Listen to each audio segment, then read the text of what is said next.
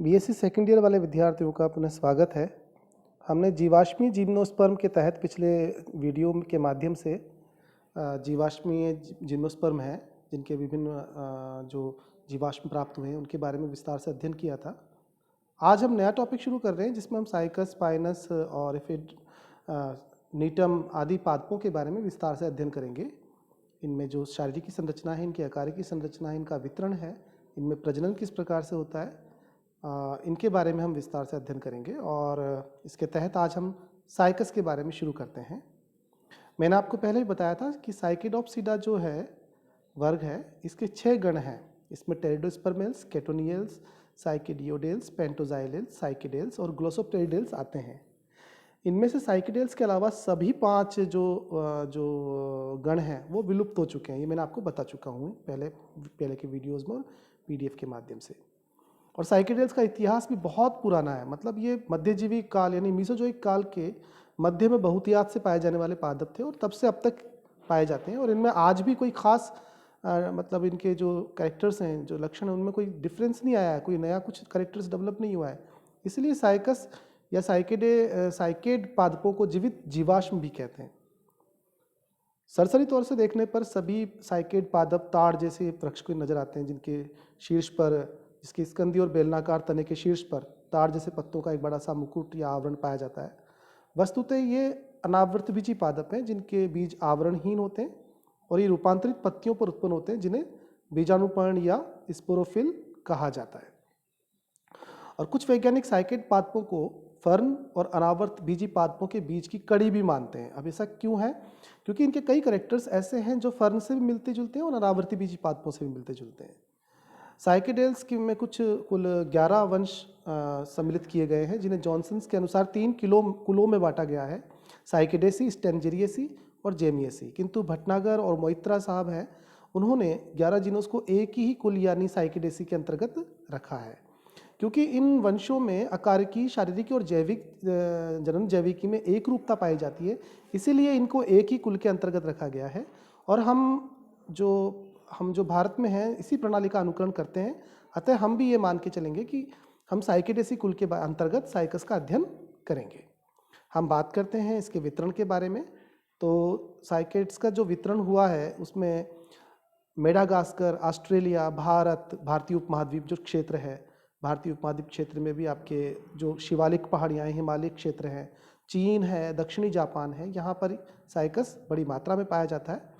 एक प्रकार से ये पूर्वी गोलार्ध का पादप है, यूँ मान के चले इसको। इसके बाद यदि हम बात करें कि साइकस की विभिन्न जातियाँ कहाँ कहाँ पाई जाती है भारत में, तो हम बात करते हैं साइकस वेडोमी और इसकी जो वैरायटी है वो डायर। तो साइकस वेडोमी डायर तमिलनाडु के कुडापा जिले की पहाड़ियों और आंध्र प्रदेश में पाई जाती है।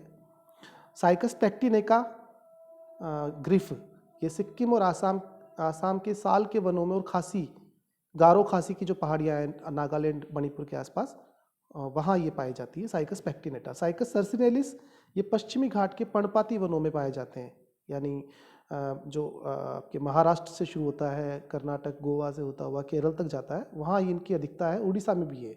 साइकस रम्फाई अंडमान निकोबार द्वीप समूह के तटीय वनों के रूप में पाए जाते हैं।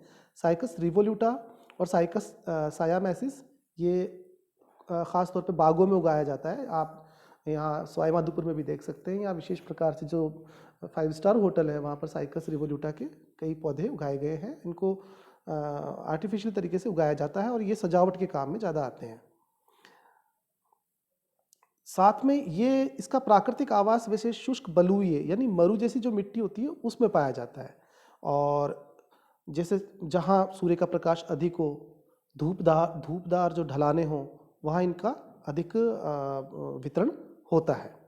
साइकस बनावट में ताड़ जैसा दिखाई देता है, मैंने आपको बताया था। इसका जो आकाशीय तना है वो स्तंभाकार और इसके शिखर पर पिच्छाकार संयुक्त पत्तियों का एक मुकुट सा पाया जाता है। इसका तना साधारणतया शाखाहीन होता है, किंतु कभी कभी पुराने वृक्षों में आपके शाखन देखने को आ जाता है। इसमें एक शाखा एक छोटी पत्रकलिका के रूप में, बल्बिल के रूप में शुरू होती है और पत्रकलिका असल में एक अपस्थानिक कलिका होती है। इसका उद्भव पर्णाधारों के मांसल निम्नतर भाग से होता है। ये शल की पत्तियां धीरे धीरे वृद्धि होते होते मुख्य तने की तरह पत्तियों का एक मुकुट बनाने लगती हैं, जो कालांतर में एक शाखा जैसा दिखाई देता है। थोड़ा सा इसमें शब्द है वो छोटे हैं, आप इसका मैंने PDF शेयर किया हुआ है अभी इसी ग्रुप में, आपके इसी व्हाट्सएप ग्रुप में। आप PDF के जरिए पहले नोट्स उतार लीजिएगा, उसके बाद ही इस वीडियो को देखेंगे तो आपको ठीक तरह से समझ में आएगा। वैसे तो इसका जो कायिक प्रवर्धन है वह कृत्रिम और प्राकृतिक दोनों प्रकार से हो सकता है, लेकिन शारीरिक चोट जैसे कारक में भी शाखन का कारण बनते हैं, यानी चोट वगैरह हो जाए तो भी शाखन हो सकता है। यही कारण है कि पार्कों में साइकस के अति शाखित पेड़ दिखाई देते हैं, परंतु प्राकृतिक अवस्था में साइकस शाखाहीन या अल्पशाखित होता है। यदि हम बात करते हैं कि पर्णाधारों के एकांतरिक पट्टों का कवच सर्पिल तरीके से आकाशीय तने को ढका रहता है। यहाँ आकाशीय तने का शब्द का तात्पर्य यह है, तना सीधा खड़ा है, ऊर्ध्व खड़ा है, उसको आकाशीय तना इसमें नाम दिया गया है। आप इसको ऊर्ध्व तने की तरह पढ़िएगा और इसे समझिएगा। बड़े पर्णाधार पूर्ण समूह की पत्तियों और लघुतर पर्णाधार शल की पत्तियों के निम्नतर भाग होते हैं। दोनों प्रकार की पत्तियों की विशेषताओं को हम आगे विस्तार से अध्ययन करेंगे, जो हम अगला जो वीडियो हम आपके साथ शेयर करेंगे। तो इसके बारे में अभी हमने केवल एक परिचय दिया है, और जो उपलब्ध जो हमारे पास मटेरियल है उसके माध्यम से मैंने परिचय दिया है। उसके बाद जो मैंने जो नोट्स बनाए हैं इसके, उसके माध्यम से भी मैं आपको इसके बारे में डिटेल अगले वीडियो में बताऊंगा।